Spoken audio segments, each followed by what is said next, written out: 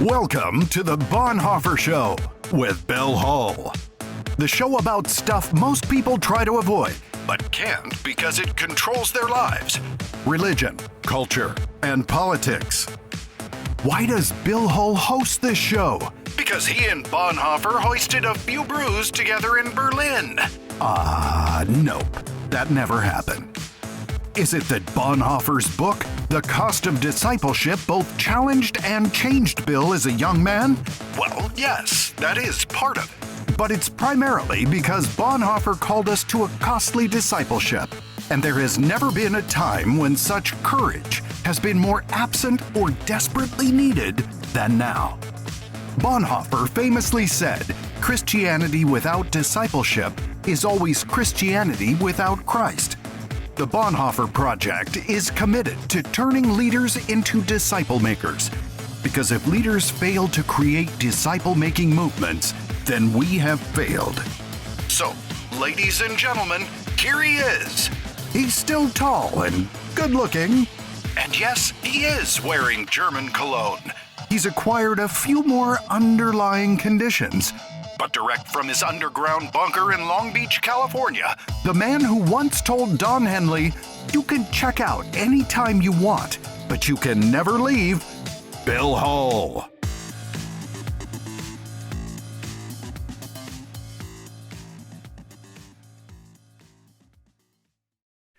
Welcome, everyone, to another episode, if you like, of the Bonhoeffer Show. And today we're going to be talking about, just a whole host of subjects, but I just wanted to start off and remind you of why we have the Bonhoeffer Show. It's to not only inform you and encourage you and stimulate you and make you mad and cause you to disagree with us, but also to somehow come to the knowledge that it's all about making disciples. And that Jesus meant by that we as disciples would make new disciples, and we'd make new disciples all over the world. And that the Great Commission in Matthew 28 is not so much about our getting closer to God, but more about our obedience as his followers to make other followers. And we do this and it multiplies all over the world. And then as a result, it says, when this gospel of the kingdom has been preached to every nation or every ethnic group or every people group, then the end will come. So there is a connection between the Great Commission and the end of all things. And this is very important for us to understand when we talk about urgency or we talk about importance or imperatives, that this is the reason it's so imperative, is because we are God's chosen instruments to take his message of deliverance and his power that's inherent in the gospel to the world. So that's what this is all about. This is not child's play. It's not religious recreational activity. Even as the street cleaner goes by my house, we have to ignore these things and stay focused, because it's important that we understand the role that we have in closing that gap between the alienation that we experienced as a people in the episode of Adam and Eve and the alienation from God in the fall, and how we're closing that gap now on the presence of God until finally that distance will be completely closed. And that's why people desire God. That's why the Jewish people go to the Wailing Wall, the Western Wall there in Jerusalem, and they touch it and they pray before it, because that's where God lived to them. That's where God was present. And so that's the last place. And so they're there to try to seek God. And also, I was reading an article recently. It was some research done by a woman named Diana Butler Bass, and it was in actually in CNN, cable news network. And what she was talking about was she was very encouraged that actually that white evangelical churches had gone down in attendance. She was happy about this because the old mainline or mainstream, like let's say, she says the more moderate or liberal churches like the Episcopal Church, the Presbyterian Church USA, United Methodist Church, United Church of Christ, and the Evangelical Lutheran Church in America all had, been in decline for many, many years. And now there seems to be a somewhat of a resurgence. And so this, she had left the evangelical community some years ago for her own reasons, but she seemed to be encouraged by this. Of the culture was healthy and right and good and more godly and more Christ-like. Of course, you have to be very selective about Jesus. You have to forget all the hard things he said, all the difficult things he said, all the things he challenged us to and told us to do, and just pick out a few things that are the niceties of Jesus, which is, I find, a trend among people like this. And so I just found it very interesting that this encouraged this author, that the culture was changing in her direction. The wind was blowing in the way that she wanted. And so that made her comfortable because more people agreed with her. And it should make, I suppose, those of us, the research shows, in the more conservative side of the ledger should be discouraged, I suppose. But actually, we shouldn't be surprised about how hard it is for Americans to get a hold of the following words of Jesus.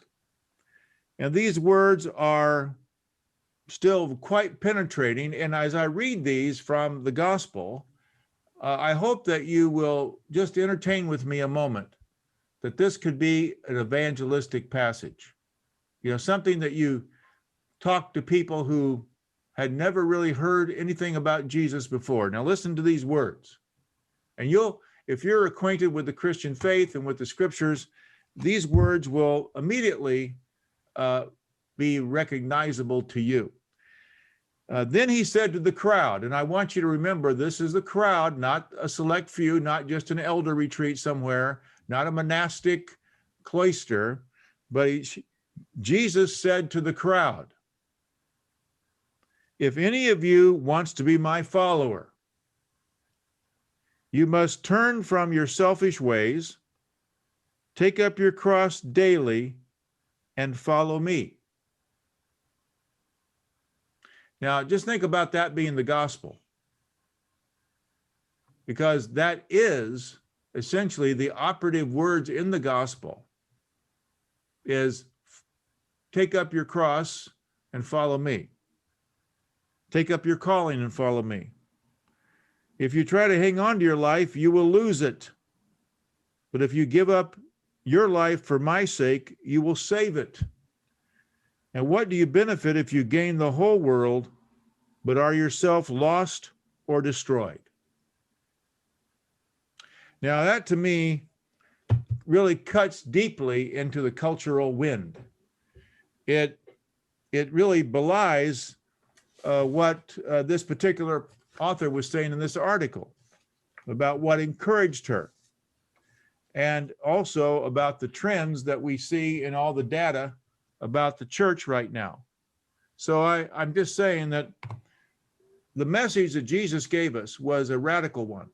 And the more the culture shifts away from the biblical worldview, the more radical and the more resistance we who hold to that biblical worldview are going to experience.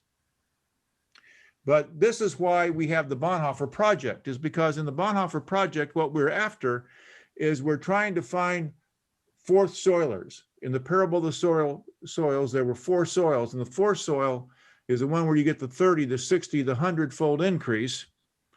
And we find leaders who are fourth soilers, because there are leaders who are not.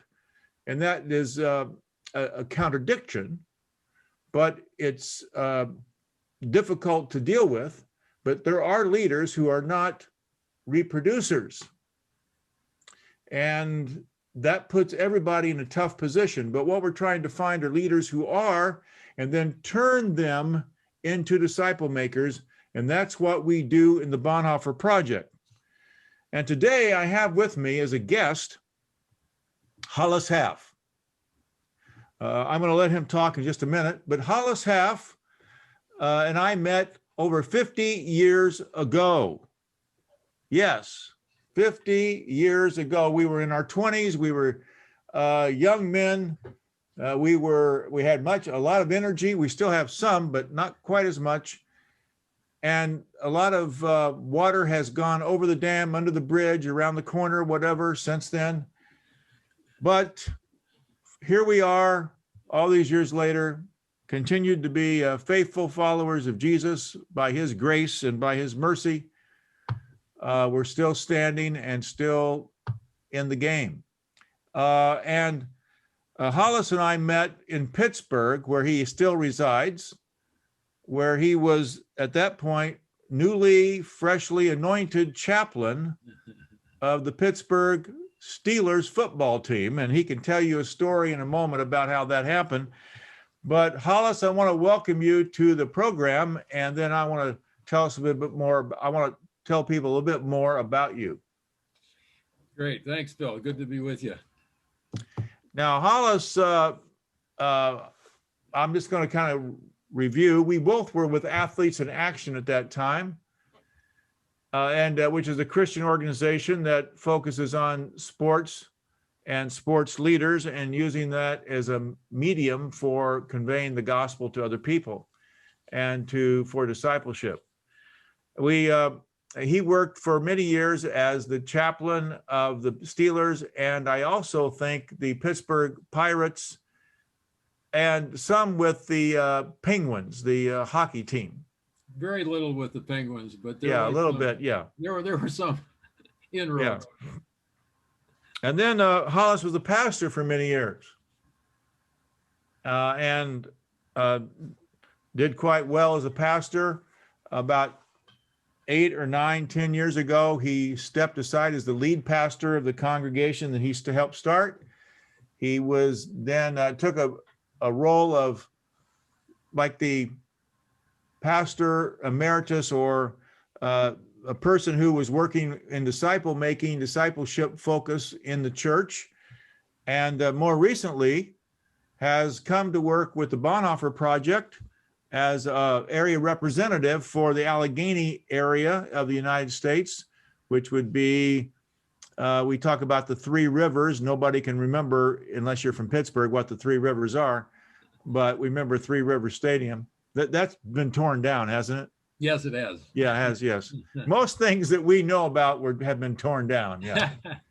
So most of the places I played basketball, most of the stadiums that Hollis played football in college are probably torn down too. And so you were going to say? Oh, no, I would agree. They've been torn down. Yeah. So he is a graduate of the University of West Virginia, and also of Trinity Seminary in the Pittsburgh area. Yeah. So that's your pretty much, I know he's a father, a husband, several grown children, many grandchildren. How many is it, 11? 12 grandchildren and 12 grandchildren. Yeah, you have a whole group there for that's as big as the apostles. Yeah. Pretty much. That's the idea. Yeah. So generation after generation. So Hollis, just before we take a break, though, I'd just like for you to give us a little background tell us about how you became a follower of Christ, because I think you were at the University of West Virginia. You were playing football there. Well, actually, I became a Christian a little earlier than that. It was in high school. It was a friend actually on the football team that we'd walk home from practice together, and he would constantly ask me about my relationship to God, and I had tremendous respect for the guy. He was probably the top student in his class. He was a year ahead of me. He was dating my wife. He was He was dating your wife? Yeah, well, she wasn't my wife at the time. But I already Newsflash. Hold on a minute. Well, I am connected with West Virginia, so I have. Yeah. So, I think it was largely through his influence and going to a camp where I met a lot of other Christians that I came to Christ. But then I went through a kind of a year or two of just, kind of roller coaster Christianity, up and down, when I was with my Christian friends, when I wasn't. When I went off to college, really started my my spiritual growth, that trajectory. But I became a Christian in high school. I began to grow in college. And it was largely through friends, relationships, people that God just brought into my life. Okay, great. And you were a tight end at the University of West Virginia, is that right? That's right. Okay. And so you also were a pretty good basketball player, weren't you? I like to think so. I don't know. I had to get out of it because everybody was 4 or 5 inches taller than me, Bill. So yeah, it's kind of rude, people like me that were taller. Yeah, exactly. Yeah. Well, Hollis, we're going to take a break, and then we're going to come back. And so listen to our the man with the golden voice, Steve Simmons, and he'll tell us about what we ought to do. Just do it. We turn leaders into disciple makers. That's the mission of the Bonhoeffer Project. But before we can turn you into a disciple-making leader, we need you to be in a cohort. A cohort is a 1-year, 10-meeting, book reading, praying, wrestling, writing, planning challenge that has the potential to change you and thus redirect your life. Interested? Here's the process. Go to our website, thebonhoefferproject.com, and complete the application form. We will contact you. We will then help you select the type of cohort that's best for you. In person, online, or online school, which is asynchronous, so it's not affected by time zones and anyone in the world can access it. Oh, and training is now also available in Spanish. In the meantime, subscribe to the show, read one of Bill's books, and send us a question you want Bill or some member of the Bonhoeffer team to answer. And now, back to the show. All right, we're back. And we're with Hollis Half. And Hollis, when did you first come into, let's say, a knowledge, this issue about making disciples and its importance? How did that kind of move into your life and into your thinking as a Christian? Well, I think when I went on the staff of Campus Crusade, it really began to take root in me. We were both on Athletes in Action staff, and so we got a steady diet of the Great Commission, and the whole mission of Crusade was to go, win people to Christ, build them in their faith, send them out to win and build others. And that became, just kind of baked into the way I thought and the way I approached ministry. So I've had a passion for discipleship going all the way back to those early years with Athletes in Action. And because of that, I probably, did a lot in terms of discipleship. But even when I got into the pastorate, I was frustrated because I felt like there was something was missing, and I couldn't quite put my finger on it, but it was clear to me that there was a difference between what I saw in Scripture and what I was seeing reproduced in the lives of our churches. So, that began a quest really for me, and that's why I stepped back from being senior pastor in my early 60s. I decided I wanted to spend the last season of my ministry, trying to figure this thing out, and that's when I thought of you because we'd had no connection for, 40 some years, but I'd read a couple of your books. I knew that you had thought a lot about disciple making from a pastor's standpoint. And so I Googled you to see if you were still living. Yes. And yeah, sure enough, there you were. And it talked about the Bonhoeffer Project. It talked about, discipleship.org. And so I started reading and investigating. I ended up going to a conference with a buddy of mine who was a former pro athlete. And we took about 10 guys from Pittsburgh that were part of something that we were doing together called the Pittsburgh Discipleship Forum. And when I read about the National Discipleship Forum, I thought, oh, they're going to think we ripped their name off. We actually came up with it on our own. We were trying to train pastors and, kind of do the same thing. But when I walked in there, I realized, wow, this was fantastic because these people were, drinking the same lemonade that I was. They were excited and passionate about discipleship. I went to your seminars, and I think you put your finger on a couple of things that had rattled around in my head for years. And there was just such clarity and precision about the answers that you were giving to the sticking points that I had with discipleship, that I walked out of there just knowing that God had answered my prayer of 10 years and, really given me some, I think, insight and clarity about the disciple-making process. And what were those sticking points or those points that that spoke to you? Well, I think primarily, just realizing that what had happened in our culture is that we had, separated conversion from discipleship and made it optional.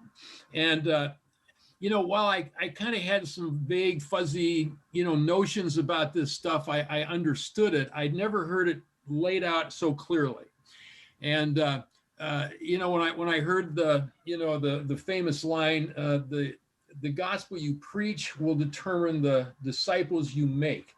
It was an aha moment. The lights went on and I said, that's exactly the problem. And I understood because I've been involved with, organizations, Christian, church where, the gospel is essentially, it's kind of a reductionistic attempt to turn the gospel into a plan of salvation in 3 easy steps.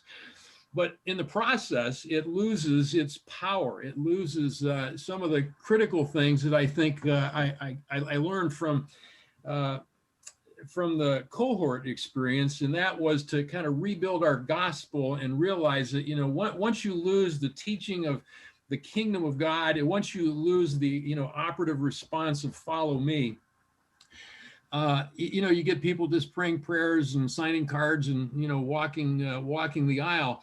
But they're just having this kind of transaction to get into heaven and to get their sins forgiven. They're not really beginning to follow Jesus. So I saw the landscape filled with people like that, and that I'd contributed to. I mean, I'd done the same thing, but it just came at a time when I was really passionate to get some answers. Well, I had the same experience. I'd written these books about making disciples, but at the same time, I was communicating a plan of salvation as the gospel, and people were, I remember people accusing me when I stopped doing it that way, when I stopped giving out the package and say, listen, pat your head and rub your stomach and say this prayer and you'll be a Christian.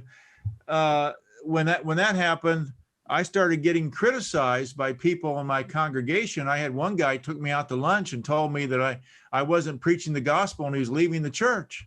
And I went, wait a minute. Wait, that's pretty insulting. You know that, don't you? Tell me something like, I'm going through the book of Romans. Come on. It was Paul's gospel. What's Yeah, right. And but tell me a little bit now. Tell us a story, maybe about what it was like to evangelize and disciple pro athletes. What made them unique, if they are? Platform they have, the notoriety and platform they have is very unique, and that does create in them a sense of responsibility. They want, I think, a good number of them want to use their platform to do good things, to have a positive impression and impact on people. I think the pursuit of excellence at the highest level in the NFL, for instance, also creates a certain emptiness, because as guys begin to realize their lifelong dreams, and the first year I came to Pittsburgh was 1974.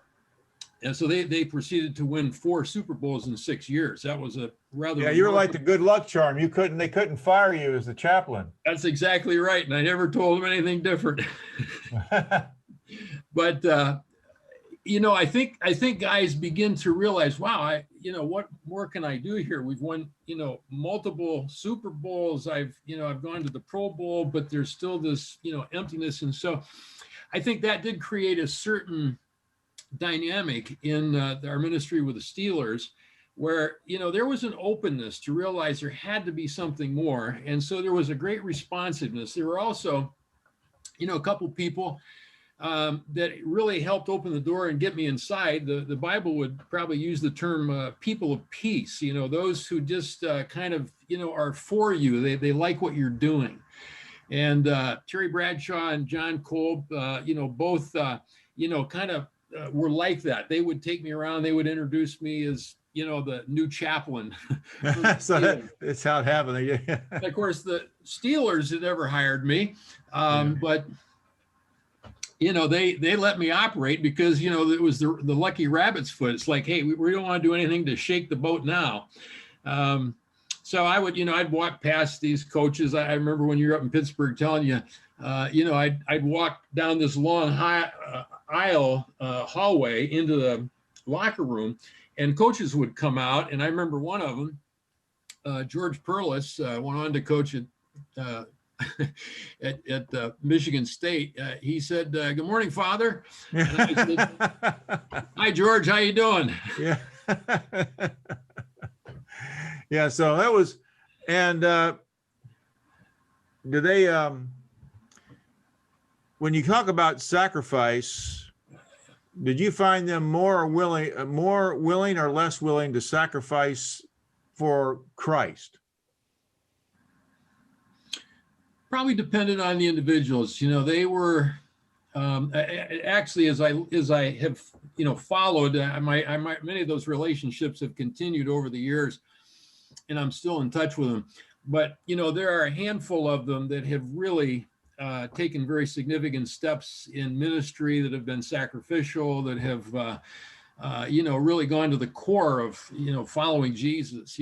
Suffering, sacrifice, self-denial, and but I think the seeds of that got planted, but it really took time to mature and to come to fruition. I see. Well, now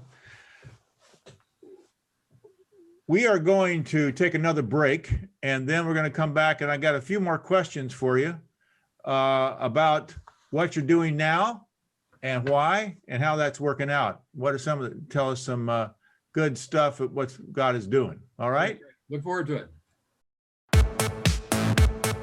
If you want to expand the disciple-making movement, then share the show with your friends and colleagues. Hey, it's easy to subscribe. Simply go to iTunes or to our website, thebonhoefferproject.com, then click on The Bonhoeffer Show. Once you do, we will keep you updated with the Bonhoeffer Project's events, new materials and books, as well as the larger disciple-making movement current news. You can also access previous programs. And be sure to read Bill's weekly column, which is posted on the website. Remember, ask questions. Bill's answers are guaranteed to give you herd immunity, increase your IQ, and cause you to experience waves of euphoria. Well, not really, but his answers are really good. And now, let's get back to the Bonhoeffer Show. We're back now, and the thing I want to remind you of is not only subscribe to our podcast and go to our website and check out the columns, and there's a lot of videos, a lot of free information there at your disposal. So that's the Bonhoefferproject.com. But also on November 3rd, we want you to join us in Nashville, because that's where all Christians go now on their vacations, is Nashville. But we're going there, and the Bonhoeffer Project, we're going to have one particular day where the public is invited. Anybody in the country can come to the event, and you can go on our website and register for that. also, so that's November 3rd of this year.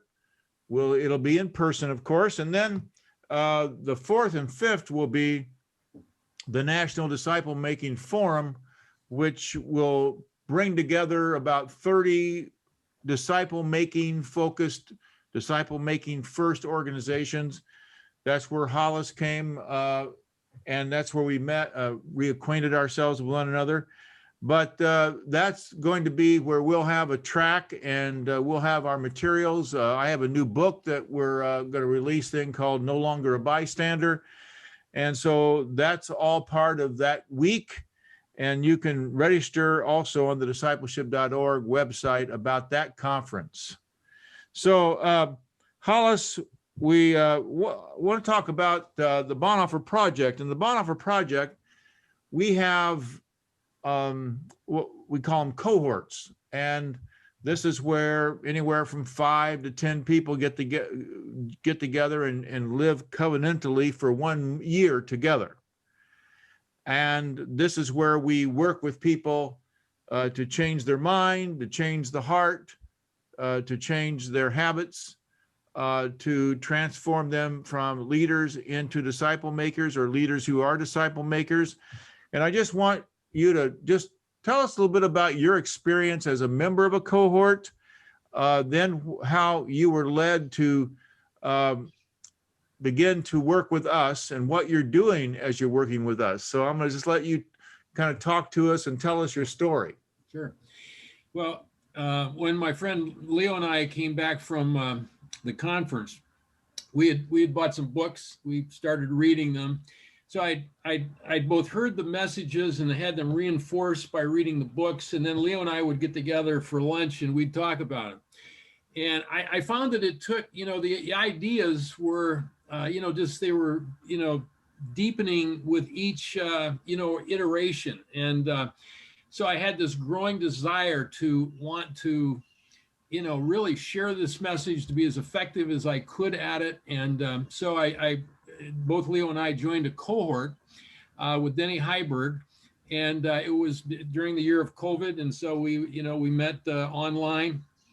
But it was, just another opportunity to kind of go through that material in a slow, methodical way in the company of other leaders who were processing it. And so you benefited from how they were applying it in their different contexts. And, I think is in that process of the cohort, it just became clear to me that this is what I wanted to do. With the rest of my season of my life, it was really an extension of that prayer. Lord, help me to figure this discipleship thing out so we can be more effective at it. But I felt like I had some new tools now, and I had a platform to do it. So I talked to Denny. I told him I was interested, and I joined staff with the Bonhoeffer Project in January, beginning of the new year.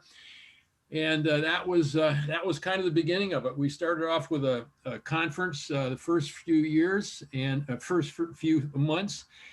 We had, I think, about 100 people in person, another 200 people online, about 25 different states were involved, about 6 different countries. It created a lot of buzz and a lot of excitement, and that began to percolate people who were interested in cohorts. And so we kicked off one this past weekend. Actually, I'm looking down on my backyard, and we had an interesting experience. We were going to meet at a Catholic retreat house. And when we got there 2 hours ahead of everybody's arrival time, we looked at the rooms, and they were a mess. They had suitcases all over them, clothes. The people had been there, still there. So, and all the nuns were gone. And I'd worked with them in the past, so they trusted me. They said, hey, we'll just leave the door open. You can go in. Well, we couldn't get a hold of anybody on the phone, so we had to pivot on a dime, and we moved the retreat. We had everybody go to the hotel we took you to, the Fairfield Inn, about 10 minutes from our house. And then we had the retreat at our house, and it was Sunday night and Sunday late afternoon through Monday. And It was a wonderful time with a group from Berlin, Pennsylvania, which is where Berlin potato chips come from. Oh, really? Okay. Yeah, and the lead pastor there is a former commander from Desert Storm, had a spiritual awakening during that time in his life, ended up going back to the church he grew up in, the Berlin Brethren Church. So that was our first cohort. We've got another one that's the retreat is next month. So we'll have two different cohorts going on. This next one is with Leo's organization primarily, plus a bunch of other friends that we're pulling into it. So we'll have two cohorts going on simultaneously for this next year. And, we're off to a good start. A lot of excitement, a lot of enthusiasm from that first retreat. So were these all staff members, or were some of them laity? Yeah, the first one with the Berlin group was all from the same church, which is unusual. Normally people are from, different backgrounds, and there's some certain advantages to that. But as I explained to this group, which were all from the same church, it was his moderator, vice moderator, guidance involved in men's ministry, women's ministry. We had two women, including his wife, that were involved in it. But I think the great benefit of having everybody from the same group, while it does have some limitations, it gives you some allies. So as you go back to the church, I've always had experienced this with small group leaders.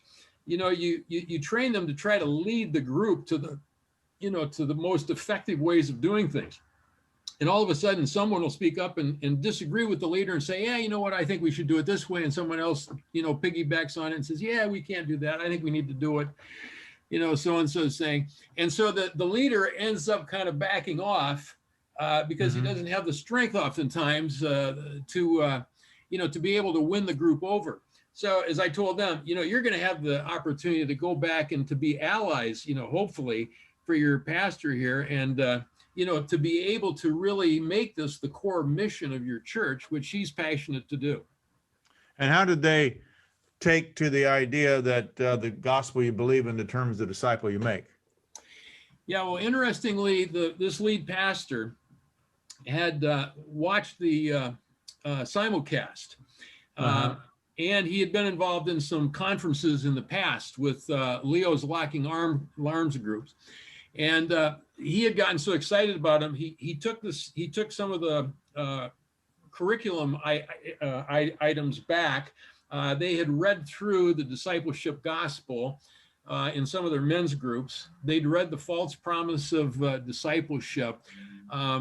They'd had that kind of experience, before they even came to the retreat. So some of those ideas were pretty well established. And, they were sort of just in agreement, yeah, we see the problems. Now, Hollis, if people who are going to watch this podcast are going to, would like to talk to you or get involved in the future with you, and how would they contact you? Well, you could go to the Bonhoeffer Project website, and I'm on there under faculty, and we post when we're going to have new cohorts starting. We'll be starting a few new ones after the first of the year, and or you could just email me at or Hollis at thebonhoefferproject.com. There you go, Hollis. That's all you got to remember. Hollis at thebonhoefferproject.com. And so in about 5 years, what do you think you'd like to see happen in your region of the country? Yeah, no, great question. I would like to see, 4 to 6 cohort leaders who, come up alongside. Leo's already going to go through the training. You mentioned Leo so many times. Just give Leo a little shout out there. Who is Leo? Yeah. Leo Wisniewski. Leo is a good friend. Goes all the way back. He was captain of Penn State's football team back in the 80s. Went on to play in the NFL for a number of years. You might recognize the last name because not only... Well, unfortunately, ladies and gentlemen, we may have lost Hollis. He, but his brother. Oh, there you okay. Hollis, we lost you there just for a minute. it stopped when you were saying you might recognize his last name because. Okay.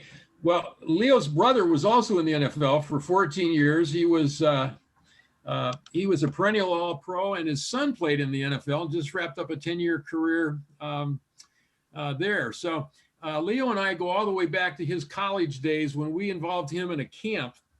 He'd become a Christian just before his senior year, and actually during his junior year. So the summer before his senior year, we involved him in a football camp with the Steelers that I was working with. And we became good friends over the years and have done a lot of ministry together. And so we've kind of reconnected too here in the last few years and trying to, give a voice to this discipleship message. Okay, great. Well, I just wanted everybody to know who Leo is. I've met him. He's a really great guy, and don't cross him. He'll take you out. Okay. So he was a nose guard.